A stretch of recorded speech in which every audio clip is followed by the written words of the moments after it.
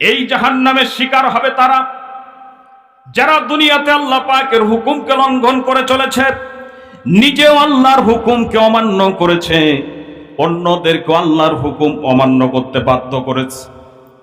নিজেরা আল্লাহর হুকুম মানে নাই, পরিবারের, সমাজে, রাষ্ট্রে এমন পরিবেশ পরিস্থিতি তৈরি করেছে যে মানুষ ইচ্ছে থাকা সত্ত্বেও আল্লাহর হুকুম পুরোপুরিভাবে মেনে চলতে পারে নাই।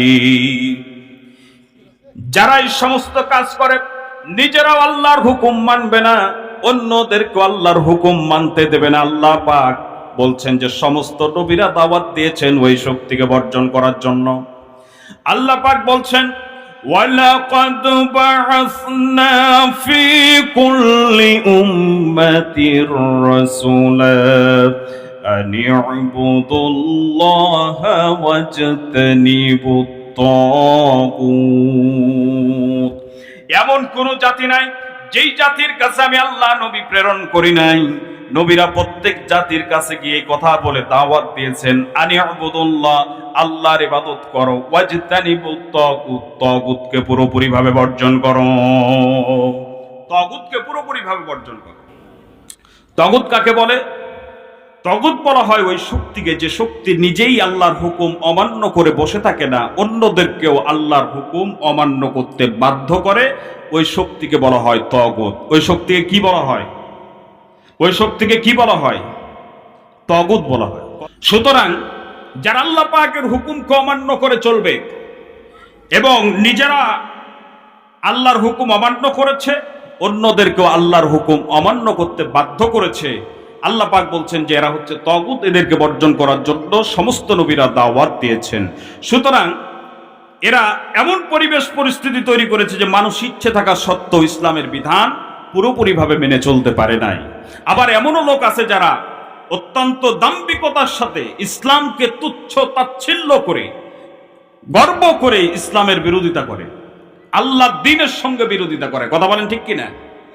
ইসলামের সঙ্গে বিরোধিতা করে। তারা মনে করে নিজেকে যে আমি কি হয়ে গেল রে, আর আল্লাহ কিছুই না, এমন একটা আভাব নেয়। কিন্তু আসলে তুমি কিছু হও নাই, তুমি জাহান্নামের যোগ্য হয়েছে। আমার ভাইয়েরা, এরা অত্যন্ত দাম্ভিকতার সাথে আল্লাহ দ্বীনের সঙ্গে বিদ্রোহ করে আস্তে আস্তে করে জাহান্নাম নামক সেই ঘাটির দিকে তারা অগ্রসর হয়ে যাচ্ছে। আবার এক শ্রেণীর মানুষ আছে যাদেরকে বলা হয় গোলালো, যারা সবকিছু জানার পরেও দুনিয়াবি স্বার্থ হাসিল করার জন্য, দুনিয়াতে কিছু টাকা ইনকামের জন্য, কিছু অর্থ সম্পদ উপার্জনের জন্য জেনে বুঝে ইসলাম বিরোধীদের ভিতরে সামিল হয়ে তারা আল্লাহ দ্বীনের সঙ্গে বিদ্রোহ করতে শুরু করে দেয়। এরা একটুকু চিন্তা করতে চায় না যে আমি যে কাজটি করতেছি এ কাজের জন্য আল্লাহ রাব্বুল আলামিন আমার উপরে চরমভাবে অসন্তুষ্ট হয়ে যাচ্ছেন, রাগান্বিত হয়ে যাচ্ছেন। এরা একটুকু চিন্তা করে না এবং একটুকু তারা বুঝতে পারে না, অনুভবও করতে পারে না। আস্তে আস্তে করে তাদের এই কাজের জন্য তারা জাহান্নামের কতটা নিকটবর্তী হয়ে গিয়েছে। আমার বন্ধুগণ, এই জাহান্নামের নিকটবর্তী হয়ে যায় এইভাবে করে আস্তে আস্তে। এরপরে যখন দুনিয়ার সময় যখন শেষ হয়ে যায়, যখন মালাকুল মউত এসে তার দুনিয়ার সময়কে সমাপ্ত করে দিয়া তার রূহটাকে নিয়ে যখন বের হয়ে যায়, চলে যায়, তখন হঠাৎ করে তারা জাহান্নাম নামক সে ঘাটিতে ধরা পড়ে যায়। যারা আল্লাহর সঙ্গে কুফরি করবে, আল্লাহর দ্বীনের সঙ্গে যারা বিদ্রোহ করবে, এরা ওই জাহান্নামের ভিতরে হঠাৎ করে ধরা পড়ে যাবে। হঠাৎ করে ধরা পড়ে যাওয়ার পর জাহান্নামে কতদিন থাকবে? আল্লাহ পাক বলছেন ফিহা আহকাবা, যুগের পর যুগ ধরে তাদেরকে জাহান্নামে থাকতে হবে। অর্থাৎ এমন যুগ, যেই যুগ একটার পর একটা যুগ আসতেই থাকবে, যুগ কখনো শেষ হয়ে যাবে না। আমার ভাইয়েরা, আল্লাহ পাক বলছেন এরা জাহান্নামের ভিতরে অবস্থান করবে ফিহা আহকাবা, যুগের পর যুগ ধরে তাদেরকে জাহান্নামের ভিতরে অবস্থান করতে হবে। যুগ এমন যুগ, যে যুগ একটা যুগ আসতে শেষ হতে না হতে আর একটা নতুন করে নতুন যুগের সূচনা হবে। এইভাবে করে যুগ আসতেই থাকবে, যুগ কখনো শেষ হয়ে যাবে না। আল্লাহ পাক বলছেন ইন্নাল্লাযীনা কাফারু লাউ আন্না লাহুম মা ফিল আরদি জামিআ।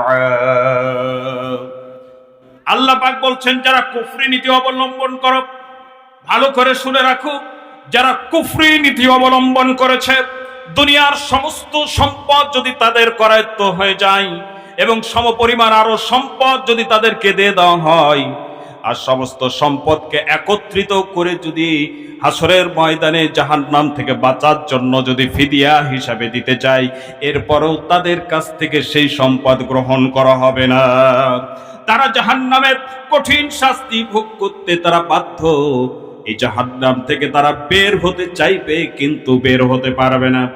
এই জাহান্নামে তাদের জন্য স্থায়ীভাবে শাস্তির ব্যবস্থা আমি আল্লাহ রাব্বুল আলামিন করে রেখে দিয়েছি। সুতরাং এরা জাহান্নাম থেকে বের হতে পারবে না। জান্নাতীরা যেমন জান্নাতের ভিতরে একবার ঢুকবে আর কোনোদিনও যেমন জান্নাত থেকে বের হবে না, অনুরূপভাবে যারা আল্লাহর সঙ্গে বিদ্রোহীর ভূমিকা পালন করেছে, আল্লাহর দ্বীনের সঙ্গে বিদ্রোহীর ভূমিকা পালন করেছে, ওই বিদ্রোহী মানুষগুলিও জাহান্নামের ভিতরে একবার ঢুকবে আর কোনোদিনও জাহান্নাম থেকে বের হতে পারবে না। আমার ভাইয়েরা, এটাকে বোঝানোর জন্য আল্লাহ পাক কোথাও আহকাব শব্দ ব্যবহার করেছেন, কোথাও আবাদা শব্দ ব্যবহার করেছেন। এর অর্থ হচ্ছে চিরকাল, অর্থাৎ চিরকাল তাদেরকে, আল্লাহদ্রোহীদেরকে চিরকাল জাহান্নামের ভিতরেই থাকতে হবে, বাঁচতে পারবে না। জাহান্নামের সেই ভয়াবহ আগুনে তাদের শরীরের রক্ত মাংসগুলি পুড়ে যাবে।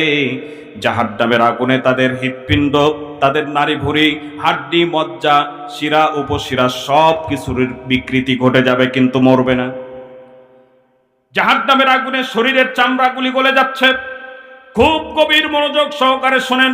নামাজ না পড়ে কোন দিকে আপনি অগ্রসর হচ্ছেন, ইসলামের বিধান না মেনে আপনি কোন দিকে অগ্রসর হচ্ছেন, একটু ভালো করে শোনেন, সহ্য করতে পারবেন কিনা এটা একটু গভীর মনোযোগ সহকারে চিন্তা ভাবনা করে একটু চিন্তা ভাবনা করেন যে জাহান্নামের সেই ভয়াবহ শাস্তি আপনি সহ্য করতে পারবেন কিনা।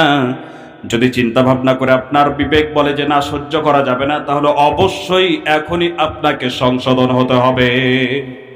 এখন ইসলামের দিকে আসতে হবে, আল্লাহর দিকে ফিরে আসতে হবে।